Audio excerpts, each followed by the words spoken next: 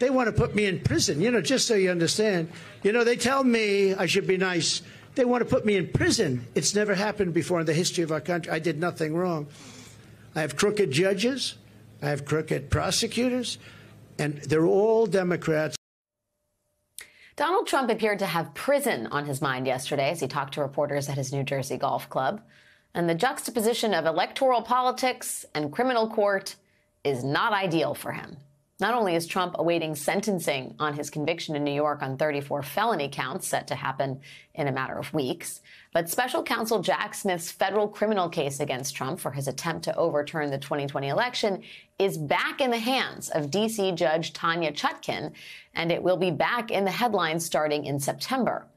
And while there is no chance that Trump will be tried in Washington, D.C. before November, there is a very real possibility that there could be action in Judge Chutkan's courtroom between now and Election Day. In a new piece today in New York Magazine, former federal prosecutor Ari Melber writes, if you've been hoping that Trump faces accountability for trying to steal the 2020 election before voters head to the polls for the next one, don't despair. Not fully, anyway.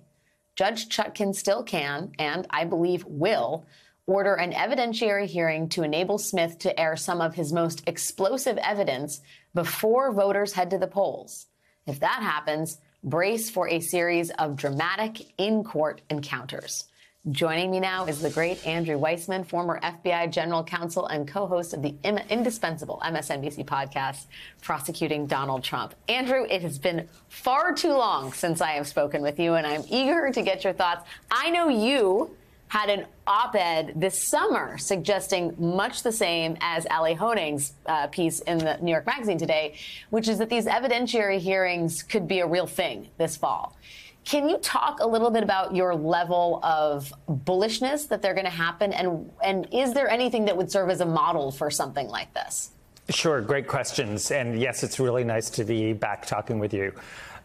So I think that the big pictures for people who want to see accountability in terms of a trial, this is a federal case. And so if Donald Trump is elected, this case will go away because he will just tell his Department of Justice to get rid of it. And so this case will be dismissed, as will the Florida case, to the extent that that is still kicking around because the government has appealed the dismissal in that case. Those will all go away if Donald Trump is elected. So the only chance of these cases actually having full-blown trials, not just sort of this mini trial, is if Kamala Harris were to be elected. Between now and the election in the D.C. case, you can be sure that Donald Trump is going to be fighting like crazy to do what he's done very, very well, which is to delay everything. And really, I think, a real black mark on sort of our system of justice and being able to hold people account. The New York State Court looks, frankly, so much better than the federal courts in that. But starting on September 5th, we will have a status conference before Judge Chutkan, where she will decide whether there is this so-called mini trial, where she has been told by the Supreme Court on certain of the issues in the case to have a hearing to sort of flesh out factually what is really been charged and whether this is official conduct that the former president engaged in which case it could be immune from prosecution, or whether it is conduct he took as a candidate running for office, so that you could be the president but taking actions as a candidate. And I think the model for this, to answer your last question, is Georgia. Georgia had essentially a sort of mini trial in connection, if you remember, with Mark Meadows, the chief of staff, trying to remove his case from state court to federal court. And he testified at that sort of mini trial, that hearing. And so I think that's the closest model to what Judge Chutkan could do. And I agree with Ellie that if there is that hearing, which, again, Donald Trump will be fighting like crazy to not have it go forward, if that were to go forward, we will likely get new evidence that we're not aware of from the January 6th hearings. Do you think, I mean, it feels like the biggest sort of dispute or the biggest questions that Judge Chutkan has to resolve probably surround Trump's conversations with state election officials relating to his fake electors plot and the comments he made on the ellipse. Just to talk about the first one, you know, if that is something she has an evidentiary hearing on, Judge Chutkan, whom would you expect to be brought in to testify on something like this? And so many of the conversations he has in the Oval Office with administration officials are now off limits. Yeah, so I think that you would have sort of two sides to that. You would have people at the state side, the sort of Brad Raffensperger, and the people who actually made the recording, to talk about what was said, to give some color to the context in which those conversations occurred. And you could also have people from within the White House.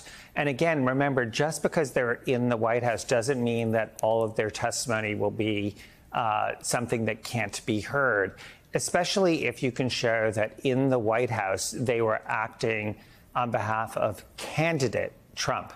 And there obviously is a very good argument for that, because, you know, if you're saying find me a certain number of votes, that's not something he was doing, you know, as president. That was something he wanted because he wanted to, as a candidate, to win.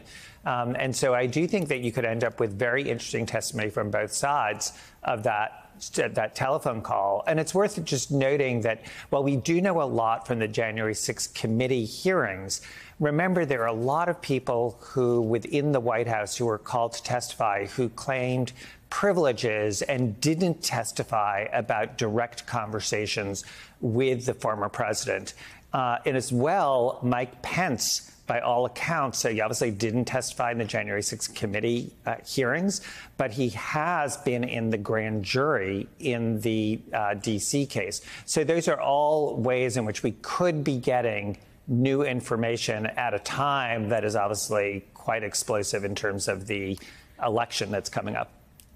Well, that's a great point. So do you think that there's any concern around the sort of the policy, the 60-day rule that, you know, the DOJ doesn't take any prosecutorial steps that could influence an election? I mean, is there a case to be made that we know that Vice President Harris is sort of discouraging people when they start chanting "lock him up" at her rallies? She doesn't want to be seen as being involved in this in any way. I mean, how much sensitivity do you think there is in terms of the timing? So, by the way, I think Kamala Harris is being incredibly careful because, remember, she is the sitting vice president, and she, like President Biden, have a view which is that for pending criminal matters, that is something that is left to the Department of Justice, and they don't want to weigh in. That is in distinct contrast to former President Trump's view of the relationship of the president to the White House, and one that he exemplified when he was in office. I do think that it will be raised by Donald Trump that there shouldn't be these kinds of things happening before the election. But I don't think, as somebody who's been at the Department of Justice for over 20 years, it does not raise a concern about the so-called 60-day or 90-day rule, because that is about not making a covert case overt during that period of time. Here, this is an indicted case. And so I don't think that policy applies. But I do think we're running out of time in the sense that Judge Chutkan just may not be able to schedule this given the briefing and the issues, the legal issues that are going to be thrown her way. Because to say that there will be sand thrown in the gears by Donald Trump's legal team is an understatement. It was more like boulders will be thrown in her way to slow this down. An entire beach imported from Mar-a-Lago. Andrew Weissmann, it is a pleasure to see you. Thank you for your brilliance and expertise on this. I appreciate you spending a little Friday with me.